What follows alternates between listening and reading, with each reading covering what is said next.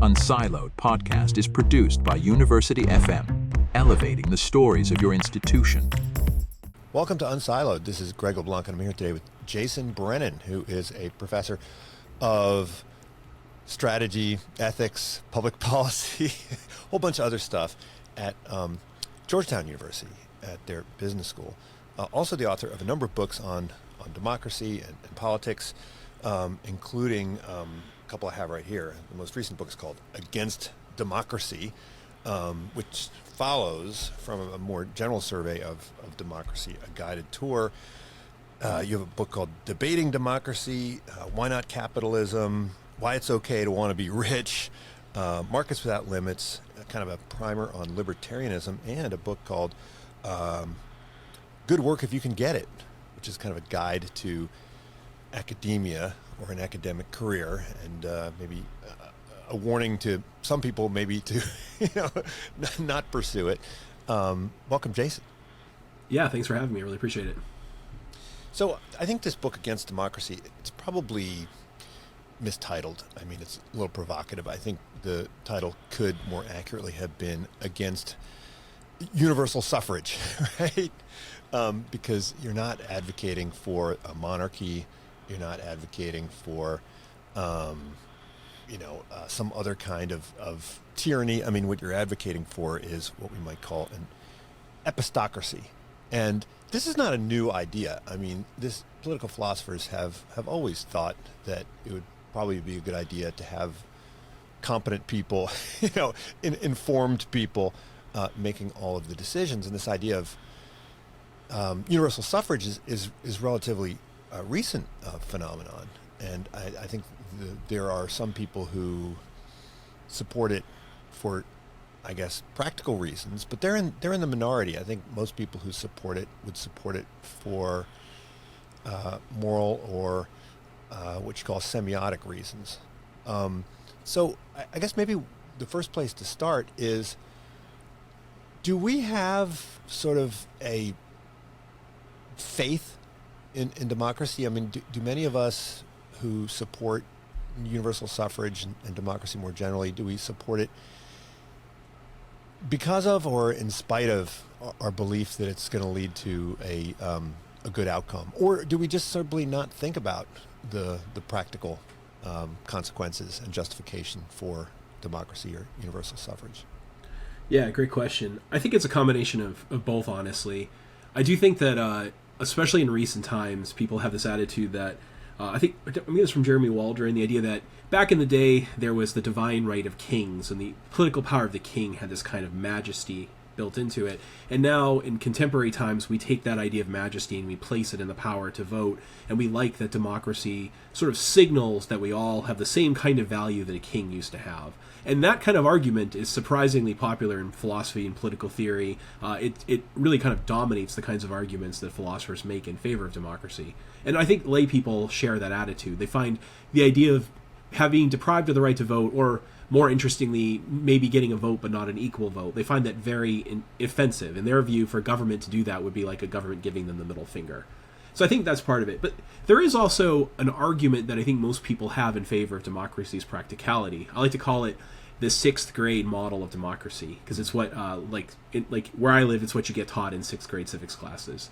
And what I was taught in sixth grade in a different state. And it just goes like this. Well, here's why democracy works. We all have values and things we care about, not necessarily our self-interest, all sorts of things, the environment and justice and whatnot. We learn how the world works, what government can do, how the economy works, how laws can work. We then form an ideology that's supposed to sort of package together our principles and what we want governments to do. We look for and pick the political party or the candidate that best matches our ideology, maybe taking into account the fact that they might have a low chance of winning, so maybe we'll take the second or third best if that's the case. Everyone does this at the same time, and politicians at the same time are competing by offering us what we want. So then when we vote, what happens is we reward people for giving us what we want. And as a result, democracy is supposed to respond to the intelligent, informed interest of not everybody, and not even necessarily the majority, at least a large segment of the population. And finally, every couple of years we renew their contracts or fire them if they do a bad job. So on this model, democracy converts popular will into power. and it's what makes it work. So that model, if it were true, it has problems. Even if that were true, there'd still be some questions about minorities and things like that. But you would see why democracy would seem really appealing, because the idea is now you're forcing the government to respond to the interests of the people that it rules. Why would you want anything else other than that? I think that model is incorrect, but it's what we're taught in elementary school. And if it were true, I mean, why wouldn't you want democracy? Yeah, I mean, I think we have this idealistic view, and I certainly remember growing up and watching, Schoolhouse Rock, as a kid. Yeah. With, it's only a bill, and this idea that in even elementary school you would learn the basics of civics and so forth, and I think de Tocqueville sort of had this idea that the typical voter in America was interested in and engaged in issues of political importance. And so do people actually think that that's true? Do people overestimate the capabilities of a typical voter, or is it more wishful thinking? Yeah, I think, if you ask people, are voters informed, like the average person, they're going to go, no, not really. But what they typically mean is, well, my party's smart and the other party's stupid. And they're half right and half wrong. If you're a Democrat and you go, man, Republicans are idiots, you're right. But then when you point to your own party, I've got bad news for you, what the research says about people on your side too, and vice versa. Basically, since like the late 1950s, researchers started really scientifically studying what do voters know, how do they process information, how do they form beliefs, do they even have beliefs about politics? And the surprising thing is almost every part of that sixth grade model is wrong. So a better summary of like how voters behave. And if you really want one book that summarizes all this, I should say buy my stuff, but I'll plug someone else's. Aiken and Bartel's Democracy for Realists contains a lot of this. Or if you need another book, Neither Liberal Nor Conservative by Kinder and Calmo is really good too. What these books basically show us, and all the research that they're citing, is most people have some values in the sense of, they think murder is wrong and stealing is wrong, but they don't really have high-level ideologies for the most part. Most people are joining political parties largely for social reasons. So the same reason that I'm a fan of all the Boston sports teams because I'm from the Boston area, right? That's why. It wasn't like when I was growing up in Tewksbury, Massachusetts, I was like, Yankees or Red Sox, which team is better? I'm going to pick the Red Sox. They weren't better. The Yankees were better. I did that because that's what's around me, and when I wear the Red Sox t-shirt, people around me are nicer to me. I get social rewards. If I were to wear a Yankees t-shirt, I'd be punished socially. It turns out that this kind of mechanism explains a lot of people's political affiliation. Sort of different groups, for kind of random reasons, get attached to different parties, and people just go along with it. Most people, it turns out, who vote for the same party year after year don't know what that party stands for. You can play games with them where you lie to them and say, hey, Republican, here's the Democratic Party platform. What do you think? And they're like, it sucks. And it's like, haha, I tricked you. That's actually the Republican platform. Democrats, you can do the same thing. You can get them to argue on behalf of the other side by tricking them. If you ask them to identify who their Congress people are, what the Congress people have done, they don't know that. It turns out most voters are not very ideological, and even the ones who seem to be, it goes the opposite direction from what you'd expect. It's not, for the most part, people vote Democrat because they're pro-choice. It's more they're pro-choice because they're Democrat, right? So some examples of this would be like, take in 2016. In 2016, early on, you ask Republicans, are you pro-free trade or anti-free trade? Overwhelmingly, they say pro-free trade. Donald Trump becomes the presumptive nominee, and then you ask those same Republicans a couple months later, what do you think about free trade? And they say, oh, I'm a protectionist. And then you ask them, well, why did you change your mind? And their honest answer is, what are you talking about? I never changed my mind. I've always thought this. And this is not a new phenomenon. This kind of thing happened with Democrats as well, with a bunch of issues. It's been happening for 50 years. If that seems weird, just think about how it would work in sports, right? So, Johnny down at the Lansdowne pub or something, if you ask him about, the quarterback for his team, what do you think of that guy? He's like, he's great. But then when he signs for the rival team, John's going to be like, I always thought he was always overrated. He's not lying. He's just wrong about his own memory, because a lot of what you're doing is sort of proving you're faithful to the team. So this is really what's happening in politics. And as a result, as Aiken and Bartel say, elections are effectively random events. So I'm going to pause you for a second. Be careful about hitting the table, because it's creating a sound on the microphone like this. So, okay. When you gesticulate with your hands, try to keep. Okay. So, all right. Okay, but I think you identify two potential problems. One is just plain ignorance, right? And those are the kind of hobbits that you describe. And it seems like that's going to be relatively harmless to some degree, because if they're ignorant, then perhaps their ignorance will cancel out the ignorance of others. But you also refer to these folks you call hooligans who have a particular agenda. So, I mean, is the problem ignorance or is the problem bias, right? Which is in many ways worse than ignorance, right? Because you're systematically wrong, right? You're systematically providing input that is going to be detrimental to outcomes. Yeah, you're right. It's fundamentally tribalistic bias that's the issue. So there's this really nice theory or model or hypothesis that says if people were purely ignorant, they literally knew nothing at all, then their votes wouldn't make any difference. The idea, especially if we have a lot of them, the idea is like you show up at the voting booth, you have no reason to prefer one person over the other. So for you, voting is going to be a coin flip. If everyone flips coins, we add more and more people. Effectively, they're just going to be randomly distributed. It'll have no impact, and then only the informed voters are going to carry the day. It turns out that even the voters we call ignorant, the ones where we measure political knowledge and ask, like, just anything you might think to ask them about politics, they don't know that stuff. They nevertheless don't vote randomly. Instead, what they do is they tend to vote for the same party year after year. So it's like for various reasons, like, well, the people around me vote Republican, I vote Republican. The people around me vote Democrat, I vote Democrat.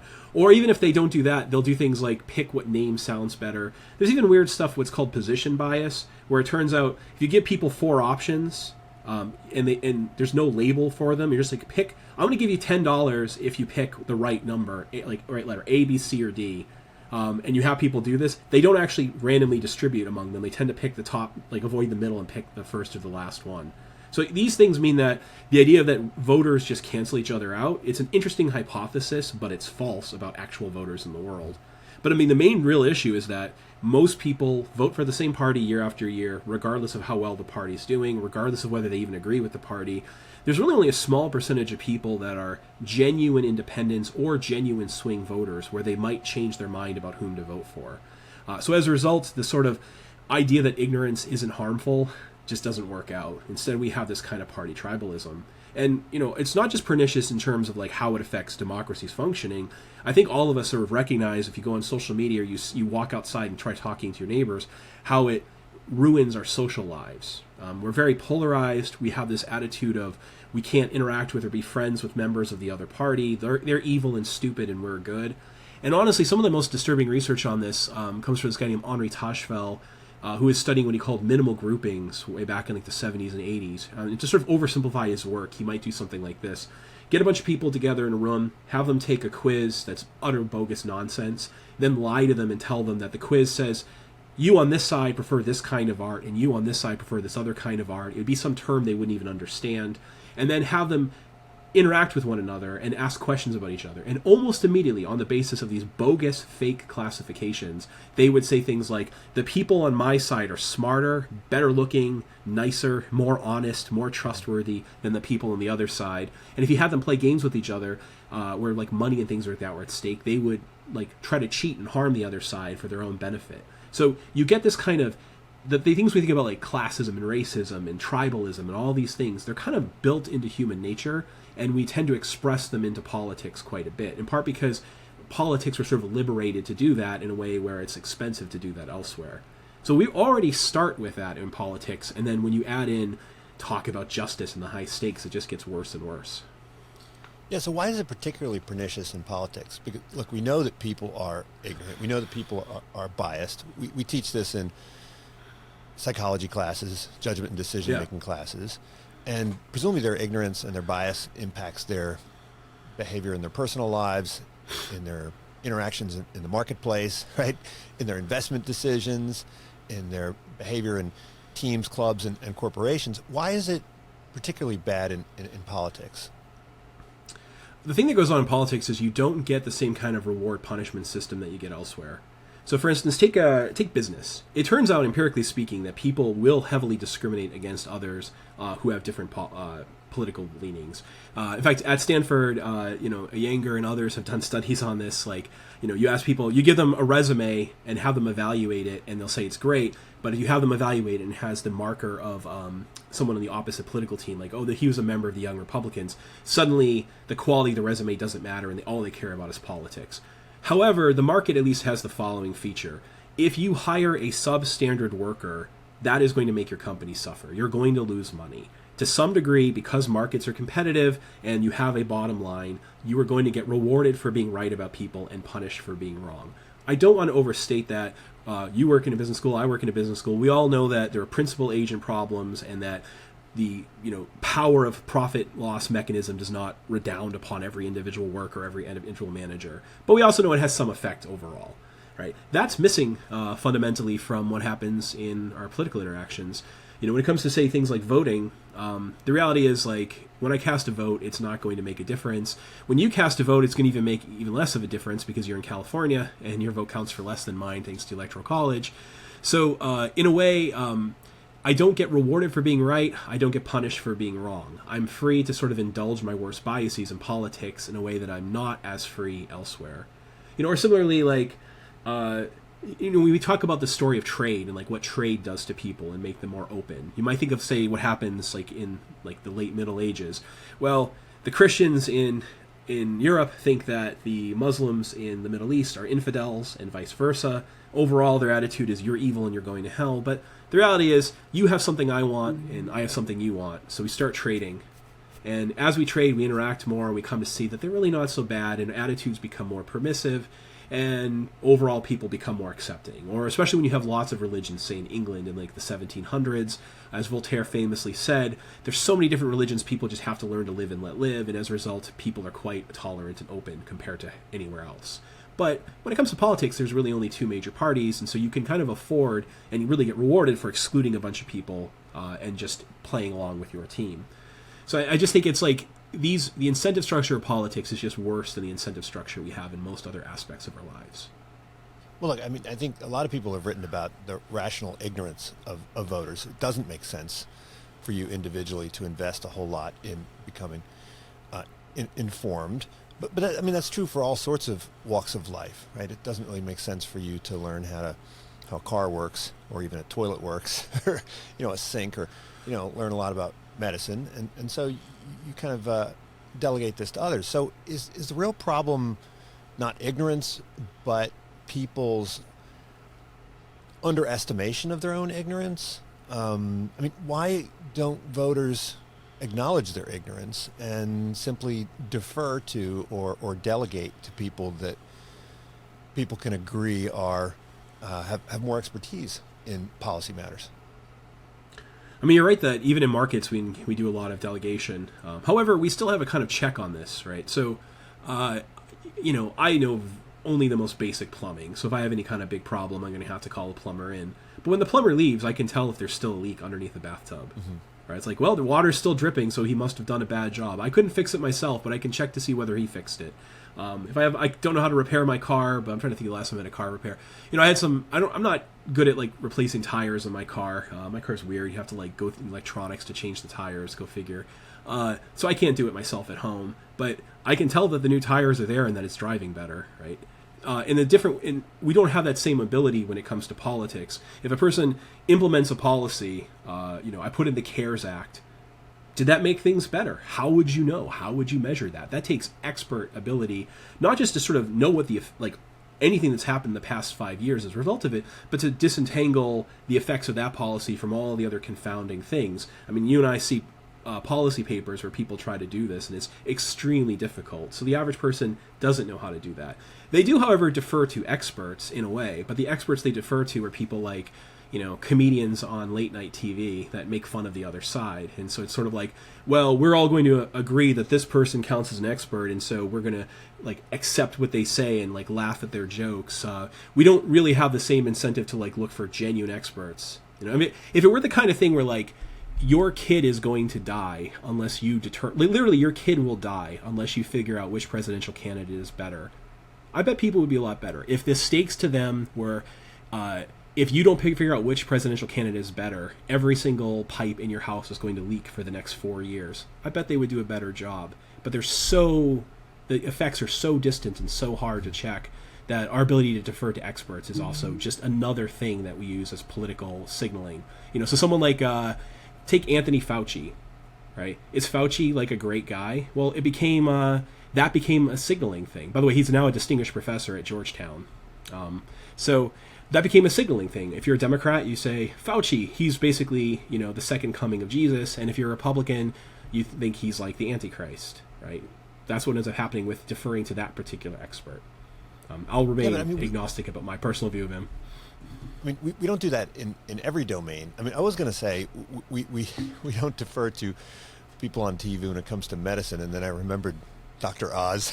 And I think people actually do that in areas like in medicine, but it is peculiar how things even like medicine have become politicized, and that there is a Republican way to teach reading and a Democratic way to teach reading and a Republican way to impede viral transmission. And that seems like, is that new? Is that a new phenomenon? I mean, are there trends? Is that just sort of is that a feature of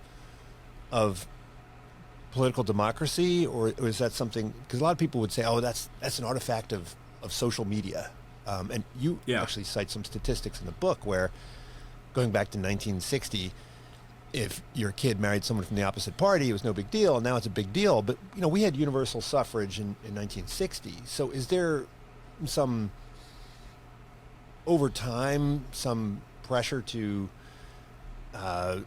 rely less on expertise and to become more fragmented? What is that some kind of inherent feature of democracy, that it devolves in this way over time?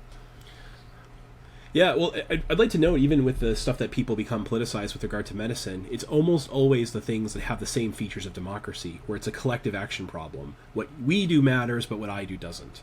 Right? So take vaccines. There are a lot of people that will say, vaccines are fake, and I'm not even talking about COVID. Like, think about the large anti-vaxxer movement in California among the left over the past 15 years. I'm not going to get my kids a measles vaccine.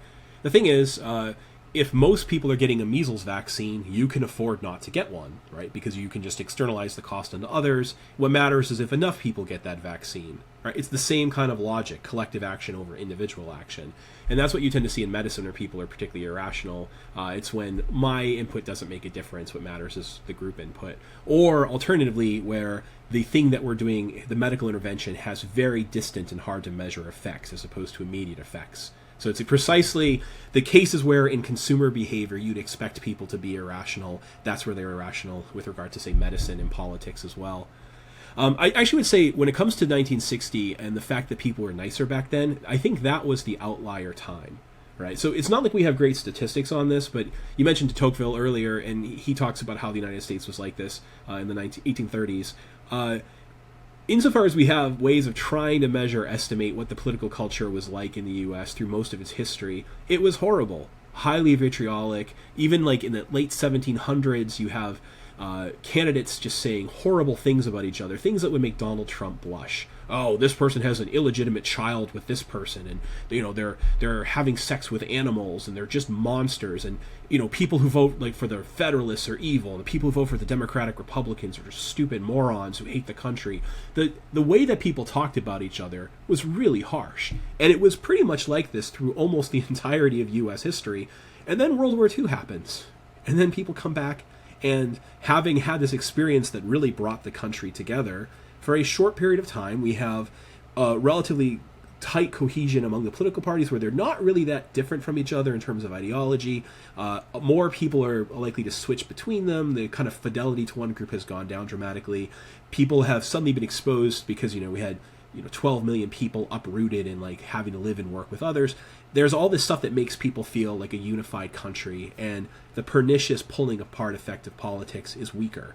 And then over time, that's just degraded. So people say, what sucks about now? I'm sure social media makes it easier for us to do that. We express it more. It probably exacerbates it. But fundamentally, what sucks about politics now is normal.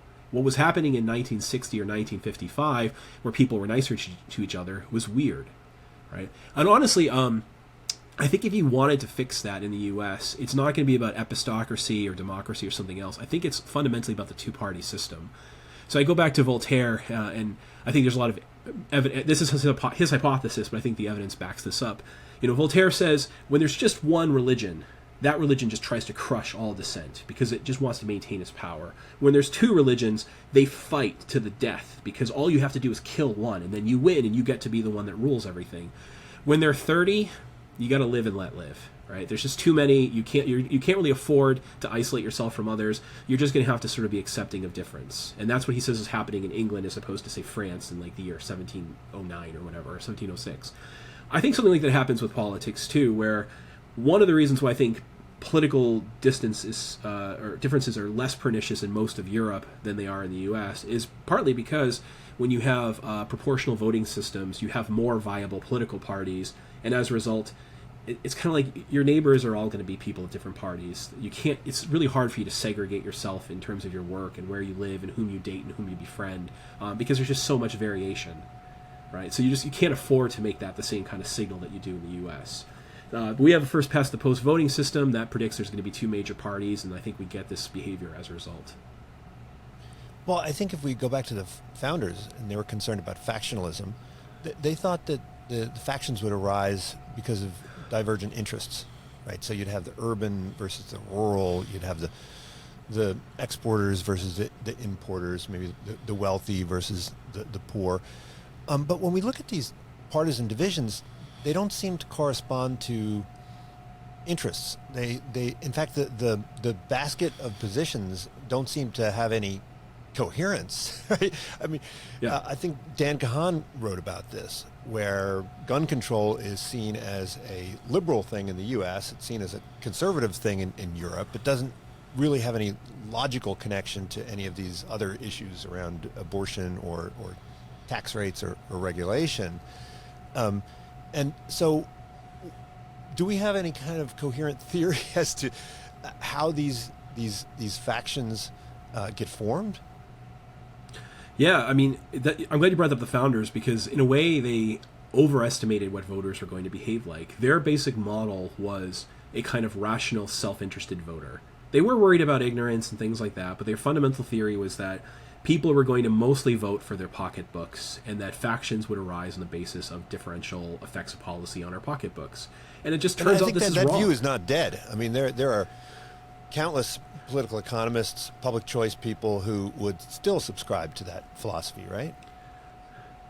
I mean, I do think you can find people that will model that, though I think usually you get that with regard to, say, lobbying behavior or things where people are directly affecting the government. When you think about voting behavior, you test for how much does self-interest predict people's voting. It pretty much is a null effect. And partly because if you really think about voting self-interestingly, it just isn't in your self-interest to vote, right? Like a model of this is like, imagine that Donald Trump calls me and says, Jay, if I can't do a Donald Trump impression, so sorry about that, I won't even try. But like, if I win the next presidential election, I'm going to personally give you $1 million, and he probably would renege on that. We know what he's like. But suppose I believed him. If I win, I'm giving you $1 million. He's not offering me $1 million to vote for him. He's offering me $1 million if he wins. Now, I admit I'm pretty greedy. It's one of the reasons I work in a business school and left philosophy. You get paid better, right? It's a good deal. So I like money. I like buying guitars and stuff. So I feel like, I'd hate to admit it, but I could possibly be swayed for $1 million. However, it wouldn't be worth my while to vote for him because even on the more optimistic models of the probability of my vote being decisive, I'm more likely to die on the way to the voting booth than I am to actually cast a vote that breaks the tie that causes him to win. So the value of him winning, discounted by the probability of my vote being decisive, ends up being so low that it doesn't overcome my opportunity cost of voting. And that's true for almost every single voter. Even if you lived in Florida or Michigan, right? Yeah. On some optimistic models, if you have really pro-social preferences, which you probably don't, I think people really don't. But if you did, and you lived in one of a couple really tight swing states, maybe you've got a 1 in 3 million chance of casting a deciding vote. And in which case, maybe it would actually be rational to vote your self-interest or to vote on these grounds. So people pretty much aren't doing what the founders thought they were going to do when they're voting. They're mostly voting. The main thing we're doing by voting is engaging in a kind of social signaling. So a good example of this would be like if you walk around. I wouldn't be surprised if this is true for. I bet this is true of Palo Alto too. But if you walk around my neighborhood in the suburbs of Northern Virginia, which are like the government town, when I wave my arm like this, I am waving at the government. I have a general from the Space Force catty corner to me. I've got a former CIA agent who's retired over here. I've got people in the State Department over here. I don't work for the government. I'm a weirdo. My congressperson's just down the street.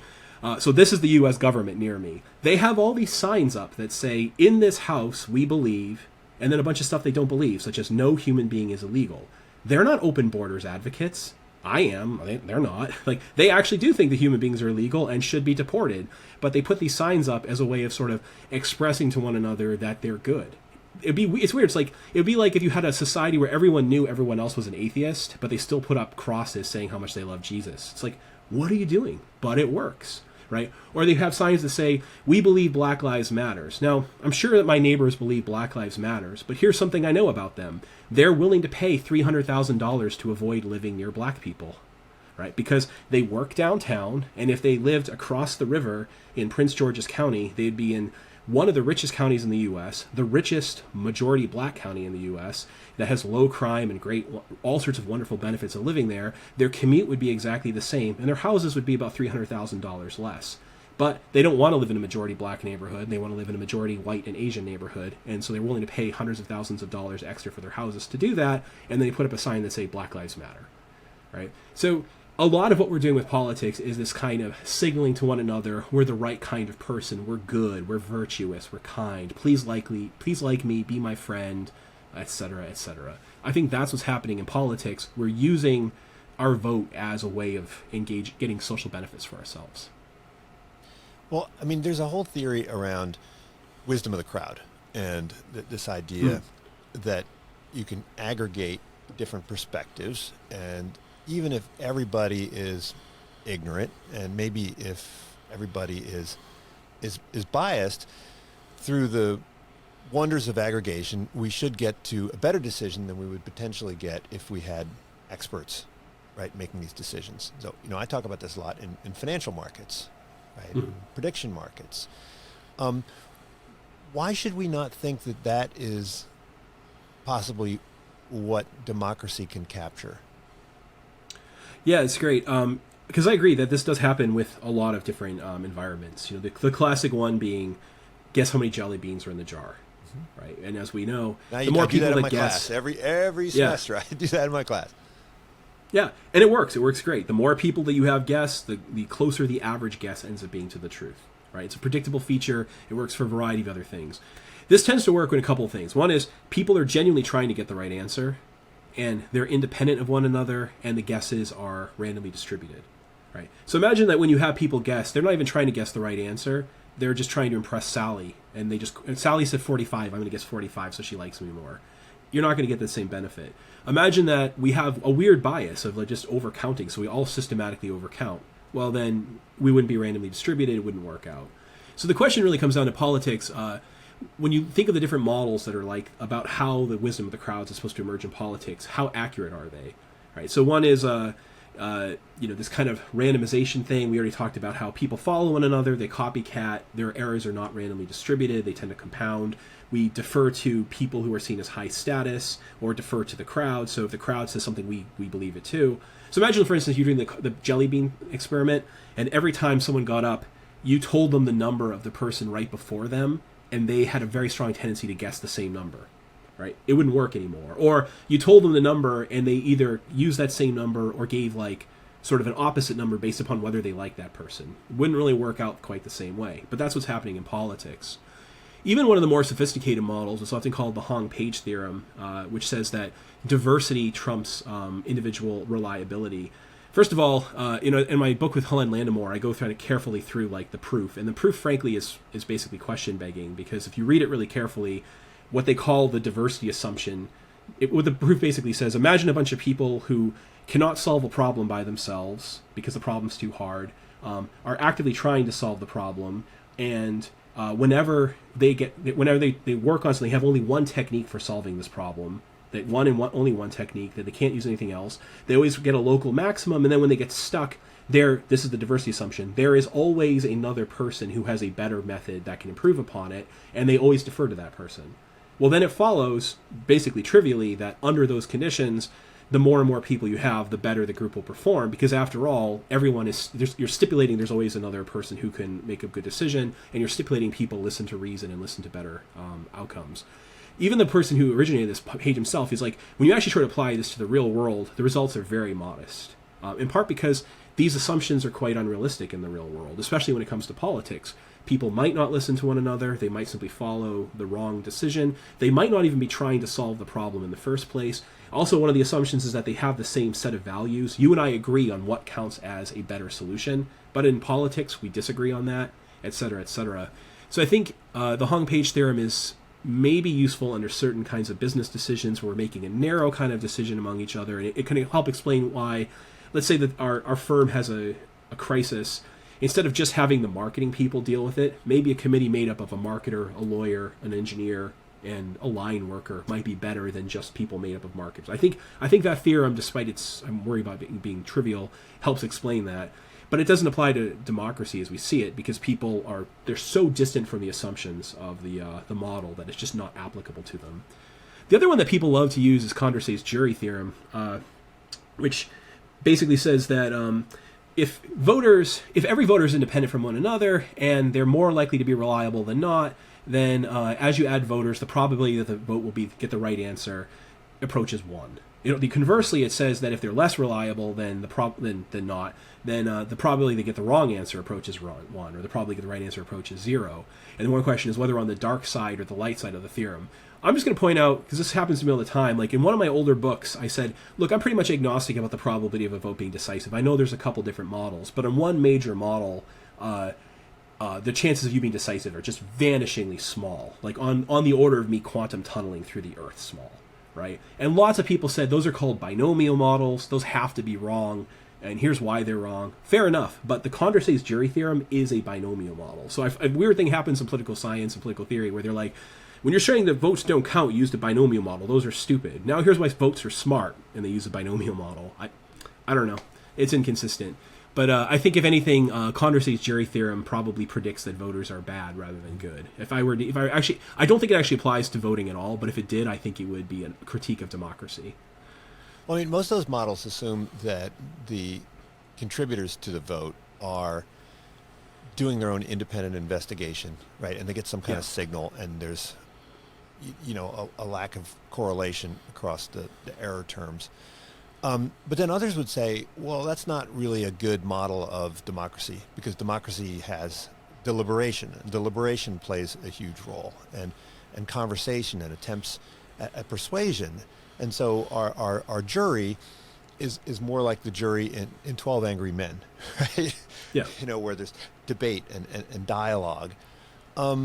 So first of all, I mean, is that realistic on the one hand? And if it was, would debate and dialogue be likely to improve the quality or kind of degrade the quality of the decision?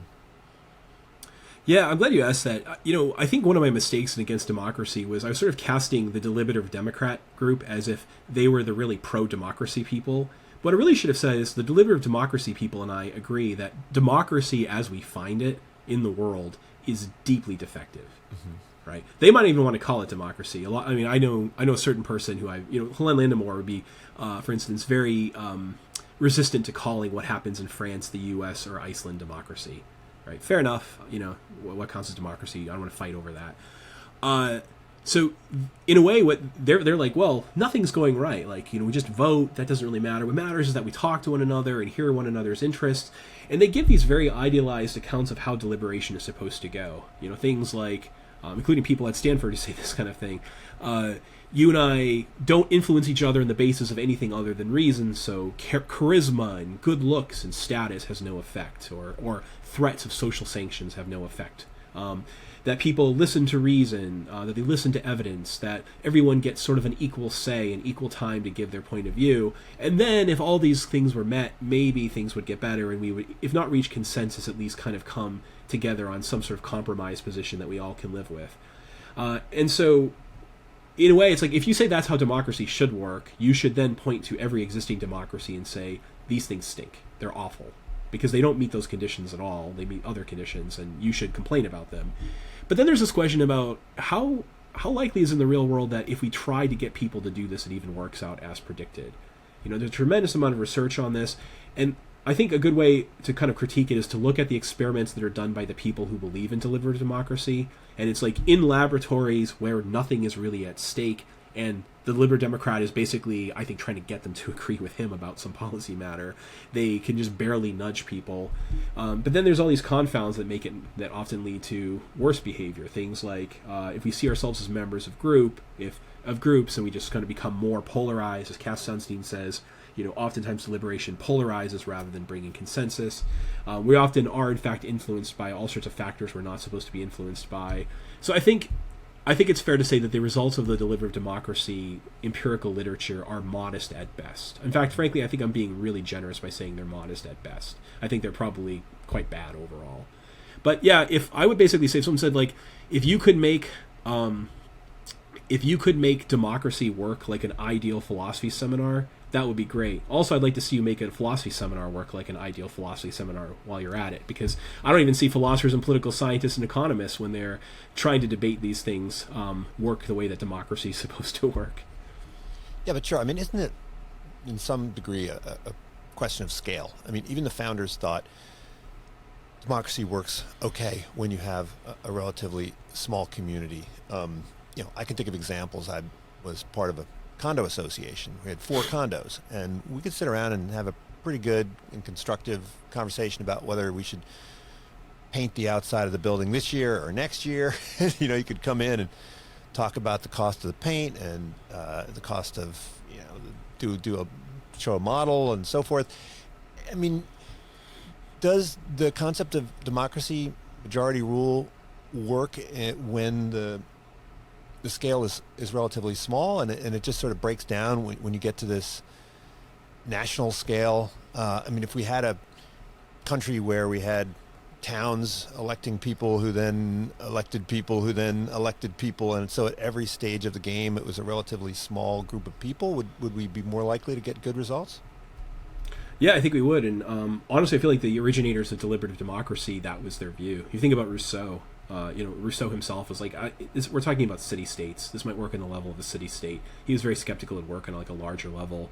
And speaking of Rousseau, in Switzerland, a lot of what I think makes Switzerland work as well as it does is that so much of politics is devolved down to a local level, and the national level decisions pretty much, most people don't participate in those, and the people who do tend to be the more expert ones. Switzerland's also a unique country in that it remains politically neutral and doesn't try to do too much in the world. Regardless of what you like about American hegemony or not, the U.S. is a superpower, and the decisions it makes matter on a global scale. It's not clear we could just suddenly copy Switzerland's kind of model, even if it might be desirable. So I agree. Like, oftentimes I think what you just said, I think democracy works best when it's a small scale, local level, in part because then we start really facing the consequences of our decisions. It's what, like, you and I might want to engage in a game about whether we admit that the potholes on Main Street are bad or not, and we might get social benefits, but from saying one thing or the other. But at the end of the day, we're both driving over that street, and we're both going to have an incentive to get those potholes fixed. But if that costs a lot of money, that money is going to come at the expense of getting the school band uniforms or whatever else we might do with it. So we have real reasons to take this seriously. So I agree. Like my swim and tennis club, our democracy works pretty well there. Mm-hmm. The local democracy for me, given that I live in Northern Virginia and it's done at the county level, it's just, I mean, there's like 1.1 million people in my county or something like that. It's already too big.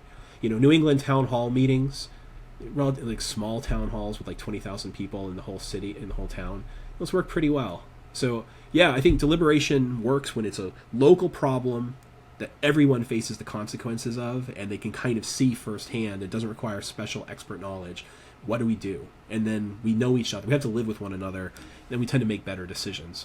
Even then, not always. I mean, I'm sure you've been on committees with your colleagues, and I've been on committees with your colleagues, where it's like, I'm going to have to hang out with this person for 15 years, and nevertheless, problems occur. Now, I think an implied argument in the book that doesn't seem to need a whole lot of support is this idea that experts will, in fact, make better decisions. I think some people would challenge that. I know, was it Mencken who said that he'd rather have the first 100 people in the phone book, right, decide things as opposed to the faculty of Harvard University? I mean, sometimes I wonder, I live in the Bay Area and I'm surrounded by academics and sometimes I have to wonder whether these academics would make better decisions than ordinary people on the ground. Are there any boundary conditions for that? I mean, under what circumstances would we be confident that policy experts would make better decisions? And are there some circumstances where we should be concerned about having experts make these decisions? Yeah, I'm glad you're asking that, because I think something happens here where I'm often seen as the person who defends expert rule, but in a way I'm not. In fact, I would say, take Tom Cristiano at the University of Arizona, who's an ardent Democrat. Cristiano is an ardent Democrat, and he's also a technocrat. Like, he favors having fundamental rule by the people with equal say, and it's really important for expressive reasons that they have equal say. In fact, he even goes so far as to say that if you disagree with the majority, you must think you're God or something. Okay, I guess I think I'm God. But he also favors highly technocratic rule, the sense of like what actually happens in the U.S., where the people decide which way the ship should go, and then all the steering is done by experts with like very little oversight from the people because they have no idea how to steer the ship. I'm not really in favor of that. I mean, when I think, like, I do think economists know quite a bit, and so if I had to be ruled by the members of the Harvard economics faculty versus the people in the U.S. as a whole, I think I might take the Harvard economics faculty, even though I'm pretty critical of a lot of what they think. I might be willing to take that. But then if you say, what about the English department? I'm like, I don't even think the English department should be teaching English, right? I'm like, and if you're a person in the English department right now, I'll just ask you, what do you think about Derrida? If you like him, I am talking about you. I totally think he should be disenfranchised. Feel free to send me a hate mail after you're done. But I'm not talking about that. What I really have in mind is not, let's have a small cadre of experts rule. Like, the thing that I would like to experiment with is something like this. I now call it enlightened preference voting. That's what I really should have called it in the book, and I used some other term. Bad choice on my part. Everyone gets to vote on election day. Everyone, including like toddlers. Go ahead and let them vote. It's not going to hurt anything the way I do it. When they vote, though, they have to do three things. First, whatever it is we're voting on, and I'm agnostic about what we should vote on or not vote on, but whatever it is we're going to be subject to a kind of electoral system or a referendum, they tell us what it is they want. Second, they tell us who they are. We get their demographic information. And third, they take some sort of quiz of basic political knowledge. So we find out who they are, what they want, who they are, and what they know. If we do this with lots and lots of people, we can then statistically estimate what a demographically identical public would have wanted if it were fully informed, as measured by this quiz. This is the method that political scientists and economists and a few others have been using for maybe about 30 years to try to disentangle the effects of things like race or hair color or income or gender or whatnot, profession, on what people believe versus knowledge. So we can basically simulate what would happen if an identical public that knew the information got to vote. What would they have done? And let's have that instead. So this isn't so much taking a bunch of experts and giving them all the power. Instead, it's, I think, a better method for drawing wisdom out of the crowd. It's definitely not perfect, but it just has to be better in my view. I mean, a lot of what the book Against Democracy is trying to argue is democracy is only valuable instrumentally. It has no intrinsic value whatsoever. So we use it only insofar as it's the best system, and whenever we find a better system, if we can, we should feel free to use it. And then there's some speculation about what those alternative systems might be, but we don't really know. And then people might ask, well, who's going to write the quiz? And this is a weird thing, might sound paradoxical, but I actually like the idea of letting democracy write the quiz.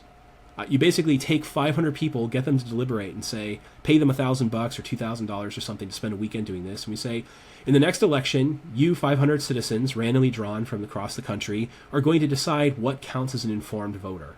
You're going to write, say, 30 questions that you think an informed voter should know the answer to. You can pick any questions you want. It could be the price of milk. It could be, crime rates or something. It could be who the president is. You go ahead and pick that. And then let that be the quiz. Like, the democracy decides who counts as an informed voter, and then give people this quiz, and then we're going to use that to estimate what an informed public would have wanted had it gotten a perfect score on the quiz. Now, in principle, what could happen is it's not very robust. It could be the kind of thing where different questions lead to very different results on where people go. However, so far in the literature, when people have tried this method, different people from different fields with different background ideologies using different sets of information, they actually tend to lead towards a kind of consensus on certain policy issues. A consensus which, by the way, doesn't track the Republican or the Democratic Party, or really any major party. And that's kind of an interesting feature. So I think of this as you're not getting something perfect, but it's a better method for drawing wisdom from the crowd than alternatives, including, by the way, simply deferring to experts, technocratic experts, who I'm quite skeptical of technocracy. It's weird, I'm epistocratic but not technocratic, and most of my colleagues are democratic and technocratic. Well, I'm not an expert on voting law, but I do know that we don't have universal suffrage.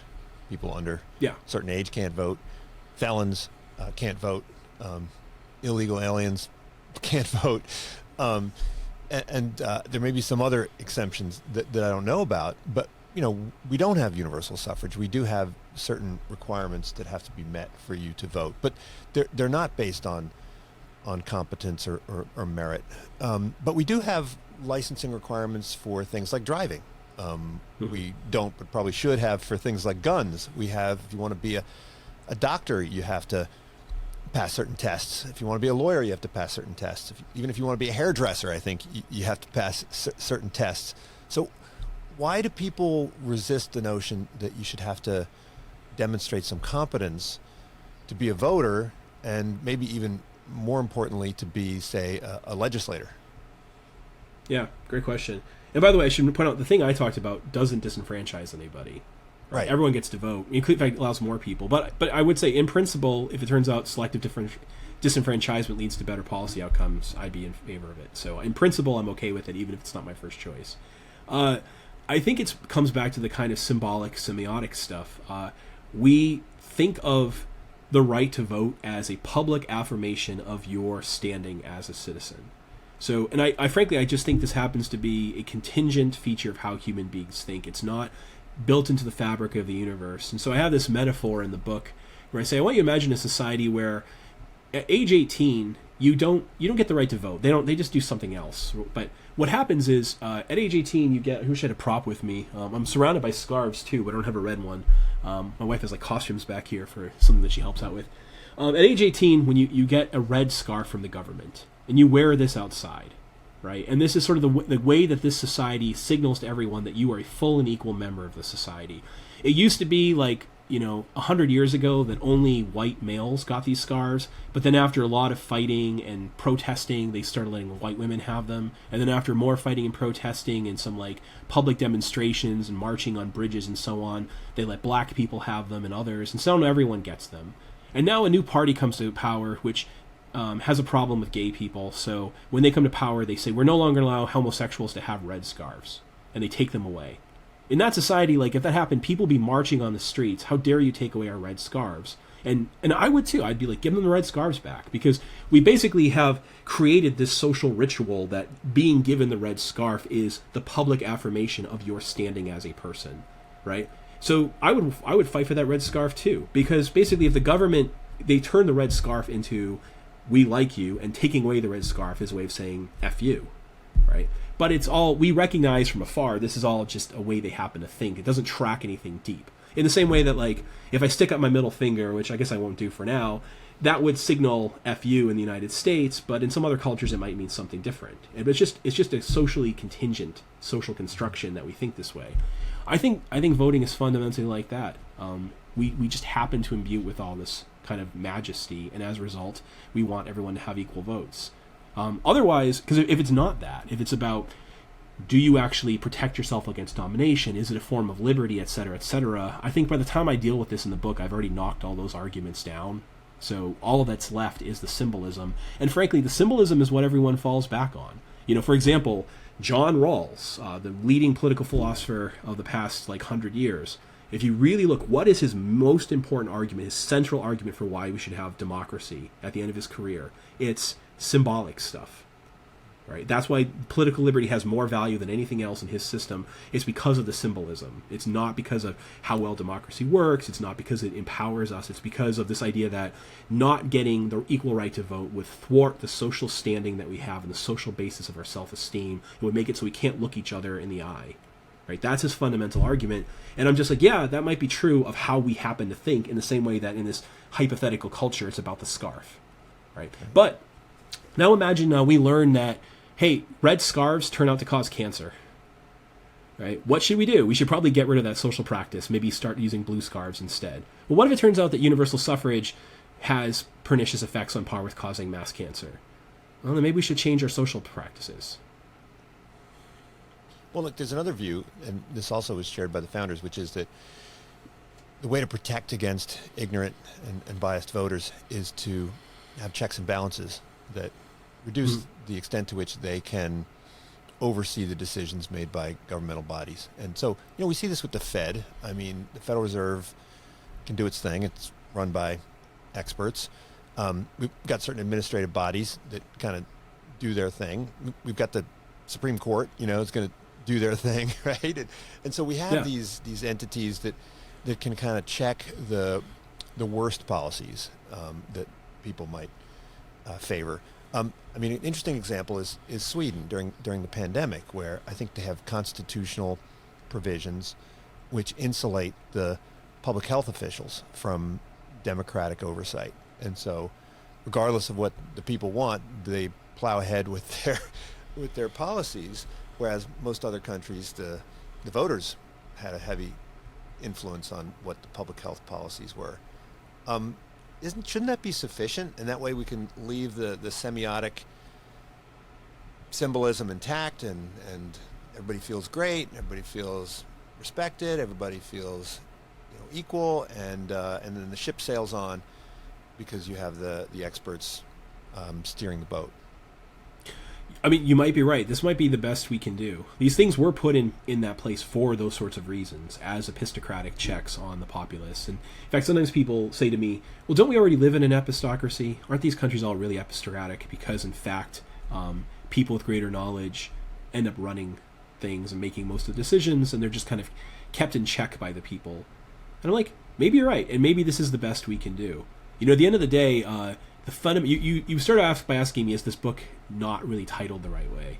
And I think I admitted this in the paperback version. I said, up until about a week before it went to press, it was going to be called Against Politics. And the point was about how politics makes us mean and stupid, and we should try to minimize it in our lives. And my editor called me and was like, if we call it Against Democracy and maybe switch a couple chapters in order, more people will read it, but they'll read it in a more angry way. What do you want to do? And I said, well, the last book I came out with was all about taboo markets, so let's show me the money. So if more people read it, all sorts of different languages, but probably less sympathetically than otherwise would. But really, a better title would be, and this wouldn't fit on the cover, Against Democratic Triumphalism. The idea that democracy is sacred, an end in itself. I'm just trying to argue it's just a tool. And it might turn out this is absolutely, the way we're doing things might be the best we really realistically could do. And if that's it, fine, then that's what we stick with. So there's some speculation about alternatives that could maybe fix some of the systematic problems, but I do want us to look and go, what, it has some systematic flaws. These are bad things. If we can't fix them, that really is a tragedy. It might be worth trying. It might be worth experimenting, or at least studying whether anything else would work. And frankly, it's not just people like me that are making this kind of argument. There are people who are strongly pro-democratic who are saying the same thing. So my co-author Helen Landemore, in that book you mentioned, Debating Democracy, she thinks democracy as we have it sucks, and she wants to try Wikipedia-style government. I'm skeptical that'll work, but if it did, fine, let's do it. Alex Guerrero and Claudia Lopez Guerra have both written independent things defending lottery-based systems closer to what Athens used to use. Right? I'm not convinced that would work better, but if they did, let's do it. So I think we're all acknowledging that representative government, as we find it, has some systematic flaws. We know what those flaws are. We can kind of speculate about what solutions might be, but we don't really know till we try it, because the law of unintended consequences is waiting there to prove us wrong. Well, speaking of experts, you also wrote a book on academic careers. And yeah. I think anybody who's contemplating an academic career should read this book, because it seems like PhD programs accept a lot of people who don't really know what they're getting into. I mean, it's true for law schools as well. I don't think it's true for business schools, because we require people to have 4 or 5 years of experience before they're allowed to come into the business school. So they know what they're doing. They know what they're getting. They know why they're doing it. But when it comes to PhD programs, probably a better analogy is, I don't know, basketball, right? Because you have all these people who are devoting hours a day to basketball, thinking they're going to wind up in the NBA, and then they realize that they're not going to be in the NBA. So, Right. Is the are PhD programs or PhD applicants subject to overconfidence and a lack of realism when it comes to career prospects, and maybe a bit of ignorance about what the job actually entails? Yeah, it's surprising how little they know. And I don't want to say overconfident, because so many of them, if anything, if you talk to them, they tend to be unconfident and nervous and anxious, right? And there's like a kind of plague of like mental illness among current PhD students. So I certainly don't want to point and go, oh, you guys are overconfident. But there is a weird systematic ignorance. And so a lot of what this book is meant to do is give people a very realistic account of how academia works. What are your chances in different fields?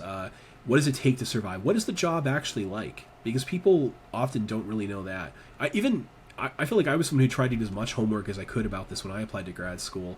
And even I was misinformed despite my best efforts. You know, like I thought there was much more teaching involved than there really is, at least the R1 type universities. I didn't realize how important publishing was. I mean, luckily I figured this out my first year of grad school, so I could jump ahead of others and do it.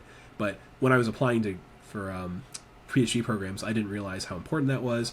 Even things like, I did something called Johns Hopkins Center for Talented Youth as a teaching assistant, because I thought, oh, getting teaching experience in symbolic logic, that's really going to help my application. No, it turned out no one cared about that. I know because I asked them. They said, oh, we didn't care. Right? That's what they told me when I was admitted.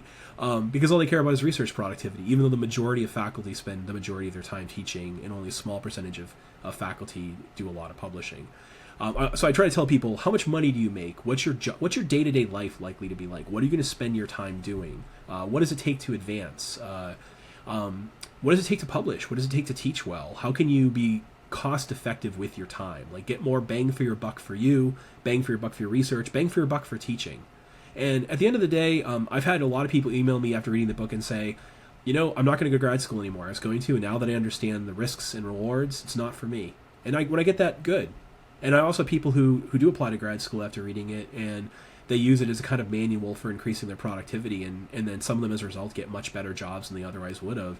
And when that happens, I'm grateful for that too. I really think this is the book that I wish I had known about when I was in grad school. And I'm saying that as a person who frankly did really well. Like, I have one of the most plum jobs in the academy. But even then, when I think back to what I did, I'm like, oh, if I knew it was going to work out the way that it did, I would just, of course, repeat my life. But if I knew the statistics and the chances that I was subject to, I would have gone to grad school in economics instead of philosophy. Like, economics is a much safer field than philosophy is, so it's surprising it worked out for me. Well, do you think that research universities have an interest in keeping their applicants ignorant about this process because of the cheap labor they get, right, in the form of teaching assistants and research assistants? Yeah, I do wonder. I'm a little agnostic about that because I'm not really sure how the numbers work out. I mean, graduate students are pretty expensive to maintain. We pay them, we pay them really high stipends. I don't know what it is at Stanford, but at Georgetown, which is not as prestigious as Stanford, we're still paying them many tens of thousands of dollars. So their education is pretty expensive. And plus we literally pay them. So yeah, they do some labor for us, but frankly, hiring an adjunct to do the teaching would be cheaper than having a graduate student do it. The bang for the dollar is really, really low there. So I think it's a money thing, but maybe not in that kind of way about cheap labor. I think it's more like in a department, if I'm in I should mention this in the book, if I am in a PhD granting department anywhere in the U.S., I am likely to get paid more than if I'm merely in a master's granting department, and in turn gets paid more than in merely a bachelor's degree department, right? When you go to the state legislature or the dean or whoever it is who's controlling the money, the more you do, the more your group gets paid. You know, this is a common dynamic inside a business as well, right? Expand the scope of your bureaucracy inside of your business and you get more resources, so you have a perverse incentive to expand the number of staff, the degree of a hierarchy, etc., the amount of mission creep you engage in, you get more money. I think the same thing is happening inside of academia. Plus, it's more fun to teach graduate courses. It's nice to have more people around. Even at the level of the dean or a president or something like that, you go to the state legislature and you say, we used to just have a bachelor's degree in avant-garde 17th century Romanian poetry, but now we have a master's degree in it, now a PhD program. Even if it sucks, you're likely to get more money from the state, and you as the dean, having created that, look more prestigious. So I think there's a kind of principal agent problem that leads to too many PhD programs that have no real chance of placing anyone, even though I'm not so sure we save money directly on their labor, because just hiring adjuncts would be cheaper. Well, should these schools do a better job of helping people to find non-academic work?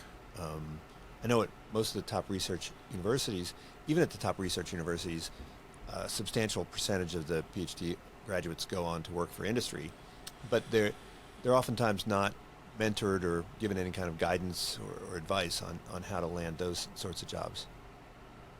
Yeah, I agree they should. In a way, a PhD is fundamentally a professional degree. It's closer to being an MBA than a bachelor's degree is. It's weird to say that, but fundamentally what it is training you for a certain kind of work. It's not just a general knowledge consumption kind of thing.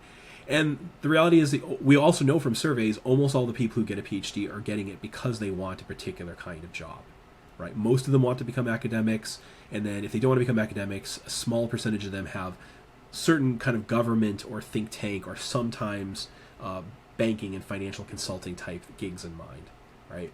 That's what the people are coming for, and we do very little. We barely train them how to be professors. I mean, it's like asking them to train people to get these other jobs. They don't even train them to teach, right? I think just I don't even have to give the statistics. It's like anyone who's gone to a PhD program knows what I'm talking about. It's like almost all people who become graduates who get a PhD spend the majority of their time teaching. Only I did the statistics and the thing. So on average, it's 4 out of 100 people spend most of their time researching. Everyone else spends all their time teaching, right? That's the number. And they don't teach them how to teach. We have them practice a little bit, but we don't actually teach them how to teach. We don't even know ourselves how to teach. How could we teach them? We don't know the hell we're doing either, right? So it's if we could even get them to train them for the job we want them to get, that would be great. We're not doing that, let alone train them for the jobs that they have as their second and third place gigs. It is true, though, certain jobs are much less risky than others. If you get a PhD in economics, don't worry about it, you'll be fine. Someone is going to hire you for 6 figures doing something that you'll enjoy doing, right? It might not be economics research, but it'll be something. If you get a PhD in English, it's a pretty risky thing. You will, by the way, most likely end up getting a upper middle class job at some point. Those very few PhDs in English stay poor, right? Eventually they get some sort of gig, but it's harder to get those gigs. If you get a PhD in chemical engineering, well, you're going to get a good chemical engineering job. Don't worry about it. You'll be fine. Right. So I do think at the very least we should be more forthcoming about our placement rates and what we tend to do for people. I do say, my best advice for people is something like, when you are admitted to a program, look at how well the students have done from that program. You should expect to do a little bit worse because the markets just keep getting worse and worse. If you want to do better than the most recent people, you need to look better on paper than they did. So find out what their CVs looked like when they went on the market and make sure yours looks better. And I really do mean look better because, as I say in the book, when you're applying for jobs when you're applying for faculty jobs, you're probably going to get on the mode 20 seconds of examination of your whole application. Your application might be 100 pages long. They're going to look at it for 20 seconds and make a decision about whether to keep looking. You might get 1 page, right? We just had we did the same thing in my own department recently. I'm not just reporting about others, I'm reporting about me. And I don't feel bad about it. It's we had a job opening and it's people send in dossiers and I look at the first page of their CV and I'm where did you get your PhD? What do you specialize in? How much have you published? And if it's not a good program, you don't specialize in the right things, and you haven't published enough, into the trash you go. Right? That's it takes me 10 to 20 seconds to do that. So then I narrow down the applicants to a small number that I actually take a close look at. Right? And everyone else is doing the same. We have to do the same, in fact, because if we get 500 applications and we spent an hour on each, that's a quarter of my working year just to make the first pass. There's no way anyone's doing that. So that's the odds. Make sure you're rational about it when you go to do this stuff. Well, some schools have introduced pre-docs. And you know, you could argue that that would give people a better sense of whether they want to make that commitment. Others would argue, well, why not just get started, right? Yeah. Can you see any reason why something like a pre-doc or maybe even taking seniors and undergrads and giving them more exposure to the life of a faculty member? When I was an undergraduate, I was something they called a university scholar, and so I was allowed to do research and was encouraged to learn as much as possible about what it meant to be a research academic. Are there ways that we can give people more information so they can make more informed choices about these career choices? Yeah, I mean, the program you just mentioned is, I think, really useful. Frankly, it's why I'm not a medical doctor. My own school, I went to college thinking I was going to be a neurosurgeon. That's what as a senior in high school, I want to be a neurosurgeon. And my school had this program where we shadowed medical doctors like once a week, and you would kind of go hang out with them and see what their lives were like. And I realized they're all miserable. These people are volunteering their time to help undergrads. They're all miserable, and I realized quickly this job is not for me. I still completed the pre-med stuff just in case, but it's like if you knew that much coming in, and frankly, it wouldn't be as useful if you did this at a place like Princeton, because the Princeton faculty are not the norm. Right? It wouldn't work that way well at Stanford. Like, they're not the norm.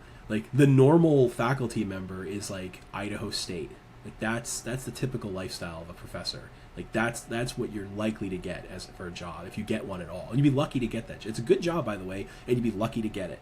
And I'm saying that if you're like, I'm the most talented psychology major my college has had in the past 25 years, great. You'll be lucky if you get a job at Idaho State. I'm not dissing Idaho State when I say that. I'm just, because I think people think, all right, if I don't get Harvard, I'll be okay with Brown. You're not going to get Brown either.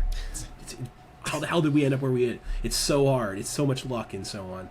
So, learning what the lifestyle is really like. And that's part of like what I try to do in that book, is just tell you, what is the typical professor doing? And if you read that and you go, when I think about the typical job, that for me would be a great job. I would be happy with that. Then I'm like, great, keep reading. Now I'm going to tell you what it takes to like have a decent chance of getting that. If you look at that and go, nah, it's not for me. I'm only willing to work in academia if I get a job at 4 of the best Ivies and maybe Stanford and MIT. Then you know what? You probably shouldn't do this. Because even the people who end up at those places, they weren't destined to do so. It's so difficult to get these things. There's so much luck, and I don't want to say it's all luck, and there's rational planning, there's things we do to make it more likely we get these things, but just the odds are so far against us that it really isn't worth your time. You should probably go into something else. Well, that book is called Good Work If You Can Get It. I have it on Kindle, so I can't show it. But the other books are Against Democracy, a guided tour, and a bunch of others. I actually Jason, have one right so here. much. I didn't. There you just go. Coincidentally, I just happen to have it. Thank you. There it is. Yeah, thanks very much for having me. Yeah, I didn't even plan that. I just have it right there. All right, thanks for having me. It's great. Yeah, talk again soon. Sounds good. unSILOed podcast is produced by University FM, elevating the stories of your institution.